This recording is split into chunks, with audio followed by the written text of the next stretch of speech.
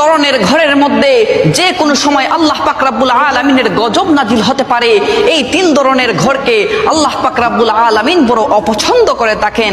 1 number হচ্ছে যেই ঘরের মধ্যে নারীর আওয়াজ পুরুষের তুলনায় উচ্চ হয়ে থাকে, সেই ঘরের মধ্যে প্রতিদিন 70,000 ফেরেশতা লানত পাঠিয়ে থাকে। 2 নম্বর হচ্ছে যেই ঘরের মধ্যে অন্যের হকের মারা টাকা জমা থাকে আর সেই টাকা দিয়ে সংসার চলে, ওই ঘরের মধ্যে যে কোনো সময় আল্লাহ পাক রব্বুল আলামিনের গজব নাজিল হতে পারে। আর 3 নম্বর হচ্ছে হযরত জিবরাইল আলাইহিস সালাম বলেন, যেই ঘরের মানুষরা মেহমান আসলে অখুশি হয়, ওই ঘরের মধ্যে যে কোনো সময় আল্লাহর গজব নাজিল হতে পারে।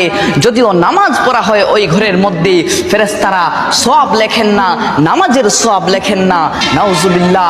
আল্লাহ পাক রব্বুল আলামিন এই 3 ধরনের বৈশিষ্ট্য থেকে আমাদেরকে যেন